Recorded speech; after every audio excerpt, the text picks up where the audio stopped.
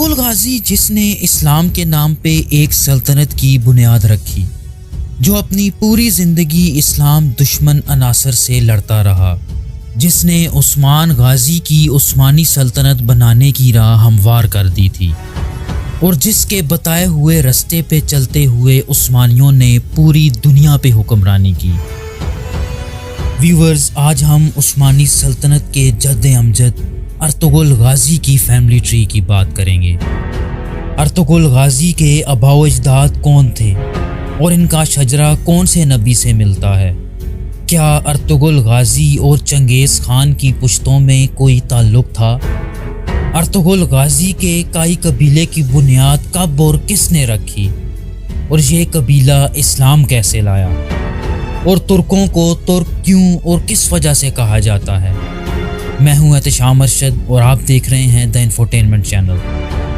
Viewers, ترکوں کا شجرہ سمجھنے کے لیے ہمیں حضرت نوح علیہ السلام پہ جانا پڑے گا، جن کی پوری قوم اللہ کی طرف سے ایک عظیم سیلاب میں تباہ ہو چکی تھی، تو انہوں نے اپنے تینوں بیٹوں کو زمین کو آباد کرنے کے لیے مختلف جگہوں پہ بھیجا۔ حام کو افریقہ، سام کو ایران اور یافیس کو موجودہ رشیا کے دریائے وولگا اور یاک کے کنارے بھیجا۔ حضرت یافیس کے 8 بیٹے تھے۔ جب حضرت یافیس کی موت کا وقت نزدیک آیا تو انہوں نے اپنے سب سے بڑے بیٹے ترک کو اپنا جانشین مقرر کر دیا۔ اس کے ساتھ ساتھ اپنے دوسرے بیٹوں کو یہ وصیت بھی کی کہ وہ ان کے بعد اپنے بڑے بھائی کو یعنی ترک کو حاکم تسلیم کر لیں۔ ترک قیادت سنبھالنے کے بعد اپنے لوگوں کے ساتھ موجودہ کرغیزستان کے علاقے میں آباد ہوا۔ ترک کے نام سے ہی حضرت یافیس کی تمام اولاد کا نام منسوب کر کے ترک رکھا گیا، اور پوری دنیا میں بسنے والی ترک نسل انہی کے نام سے جانی جاتی ہے، یعنی ترکوں کا شجرہ ترک سے یافیس اور پھر حضرت نوح علیہ السلام سے جا ملتا ہے۔ ترک کے 4 بیٹے تھے، اور ان کے بعد ان کا سب سے بڑا بیٹا توتک ان کا جانشین بنا۔ توتک سے 3 نسلیں آگے النجا خان آتا ہے، جس کے 2 جڑواں بیٹے منگول اور تاتار تھے، جنہوں نے اپنی باپ کی سلطنت کو 2 حصوں میں تقسیم کر لیا، جس کے بعد ترکوں کے 2 قبیلے منگول اور تاتاری وجود میں آئے۔ ویورز، ارطغرل غازی کی نسل النجا خان کے بڑے بیٹے منگول سے چلی، اسی وجہ سے کچھ مورخ چنگیز خان کو بھی ترکوں کی نسل سے ہی مانتے ہیں۔ منگول کے 4 بیٹے تھے، جن کے نام کر خان، اور خان، کارا خان اور کور خان تھا۔ ترک نسل کارا خان تک پہنچ کے اللہ اور دین کو مکمل طور پہ بھلا چکی تھی اور اسلام چھوڑ چکی تھی۔ انہی وقتوں میں کارا خان کے ہاں ایک بچہ پیدا ہوا، جس کا نام اوغوز خان رکھا گیا۔ اس بچے نے بہت چھوٹی عمر میں اپنی ماں کو اسلام لانے پہ قائل کیا، تاہم اس کی ماں اللہ کی وحدانیت پہ ایمان لے آئی۔ جوانی کی عمر تک پہنچ کے اوغوز خان نے کئی جنگیں کی اور موجودہ دور کے سینٹرل ایشیا، مڈل ایسٹ، ترکی، منگولیا اور جنوبی رشیا کے کئی علاقے فتح کر لیے۔ اپنی زندگی کے درمیانی سالوں میں اسے 2 عورتوں سے پیار ہو گیا، اور ان دونوں عورتوں سے ہی اس نے شادی کر لی۔ اوغوز خان کی ان دونوں بیویوں سے 3 بیٹے تھے۔ پہلی بیوی اوجوکلار سے گو خان، دا خان اور دانیز خان تھے، جبکہ دوسری بیوی بوزوکلار سے گن خان، آئے خان اور یلدیز خان تھے۔ اوغوز خان کے ان 6 بیٹوں سے آگے 24 بیٹے تھے، یعنی اوغوز خان کے 24 پوتے تھے۔ اوغوز خان کے یہ 24 پوتے 24 ترکش قبیلوں کی بنیاد بنے، جو کہ ترکستان کی اوغوز یگو اسٹیٹ میں بستے تھے۔ ان 24 قبیلوں نے ایک قبائلی اتحاد بنایا ہوا تھا، اور اس اتحاد کو یہ لوگ اپنے دادا اوغوز خان کے نام سے منسوب کر کے اوگوسین یا اوغوز لار کہا کرتے تھے۔ ویورز، جیسا کہ آپ چارٹ پہ دیکھ سکتے ہیں کہ اوغوز خان کے ہر پوتے نے ایک قبیلے کی بنیاد رکھی، اور یہی 24 قبیلے مستقبل میں مختلف اسلامی ریاستوں کی بنیاد بنے، جیسا کہ کائی قبیلہ عثمانی اور کنیک قبیلہ سلجوق سلطنت کی بنیاد تھی۔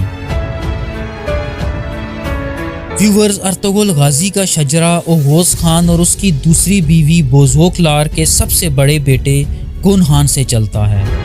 گن خان کے 4 بیٹے تھے، جن کے نام کائی خان، بھایات، الکاولی اور کاراولی تھے۔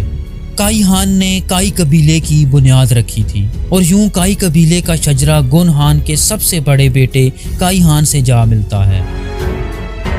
کائی قبیلہ طاقت کے لحاظ سے ان 24 قبیلوں میں دوسرے نمبر پہ تھا۔ کائی لفظ کا مطلب طاقت اور ہمت کے ہیں۔ اس قبیلے کا نشان 2 تیر اور ان کے درمیان ایک کمان پر مشتمل تھا۔ گن خان کے بعد کائی خان کو یگو اسٹیٹ کا بادشاہ منتخب کیا گیا، جس نے تقریباً 50 سال تک حکمرانی کی اور 90 سال کی عمر میں وفات پائی۔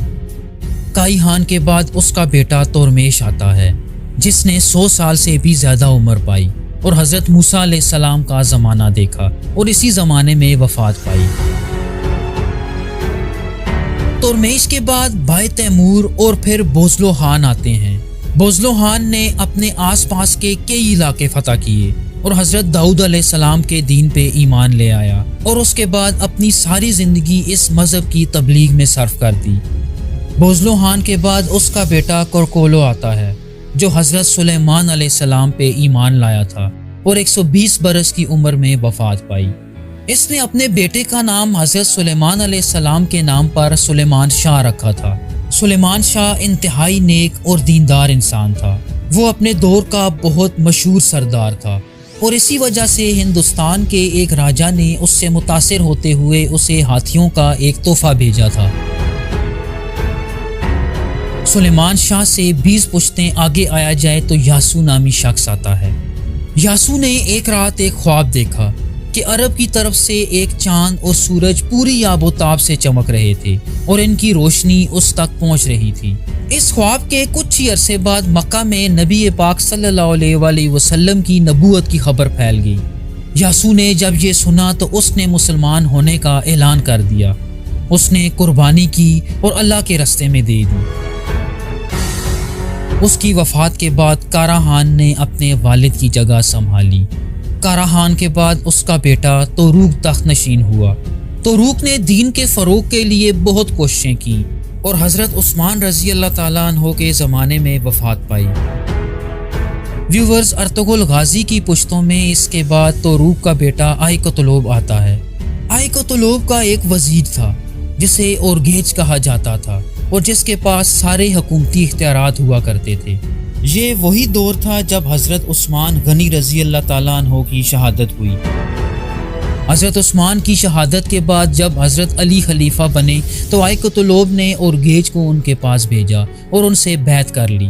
آئی قطلوب 20 سال تک حکمرانی کرنے کے بعد بنو امیہ کے دور میں وفات پا گیا۔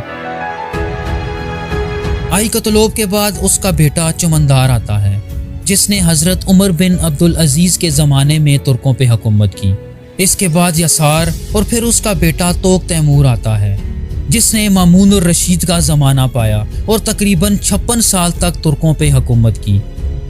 توق تیمور کے بعد اس کا بیٹا سنگور آتا ہے، جس نے قریباً 30 سال تک ترکوں پہ حکومت کی۔ سنگور کے بعد اس کا بیٹا کارا بطور آتا ہے۔ کارا بطور کا ایک بیٹا پیدا ہوا جس کا نام سلجوق کے پوتے کے نام پہ تغرل رکھا گیا، جو کہ اپنی جوانی میں سلجوق سلطنت میں اہم عہدوں پہ فائز رہا۔ سلجوق سلطان تغرل بیگ کی طرف سے عباسی سلطنت میں سفیر کے طور پہ بھی کام کرتا رہا۔ اس کے ساتھ ساتھ تغرل بیگ نے اسے مرو شہر کے قریب ایک چھوٹے سے علاقے مہان کا حکمران بنا دیا، جو اپنے قبیلے سمیت وہاں آباد ہوا اور مہان کے شہر میں ہی وفات پائی۔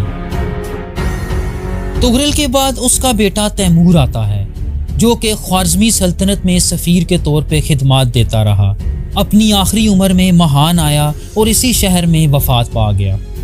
ویورز، تیمور کے بعد اس کا بیٹا کیزل بگا آتا ہے، جو کہ مرو میں پیدا ہوا اور جوان ہونے پہ موجودہ ایران کے علاقے ہمدان میں سلجوقی دربار سے وابستہ رہا اور جہاں سے سلطان کے فرمان پر مرو کا حاکم بنا دیا گیا۔ ویورز، کیزل بگا کے بعد اس کا جانثار کایا الب بنا، جس کا مطلب ہے ایک بہادر چٹان۔ کایا الب ارطغرل غازی کا دادا تھا۔ عثمانی روایات کے مطابق ارطغرل غازی کے والد کو لے کے کافی اختلاف پایا جاتا ہے۔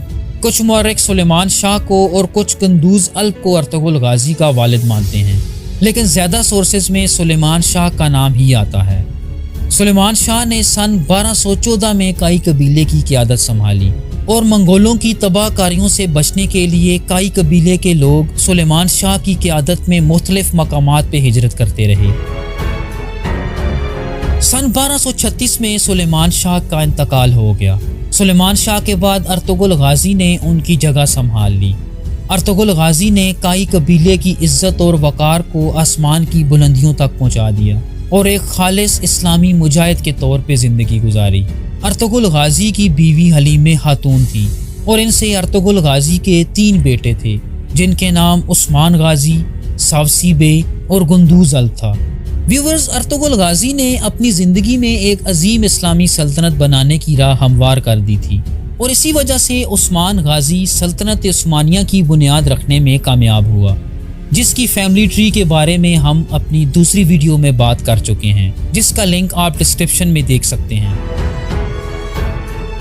ویورز، امید ہے آپ کو یہ ویڈیو پسند آئے گی۔ ہم مستقبل میں آپ کے لیے مختلف بادشاہوں، مشہور ہستیوں اور سلطنتوں کی فیملی ٹری لا رہے ہیں، تو ہمارے چینل کو سبسکرائب ضرور کیجیے اور کمنٹ میں آپ کی رائے جان کے ہمیں بہت خوشی ہوگی۔ تھینک یو سو مچ۔ اللہ حافظ۔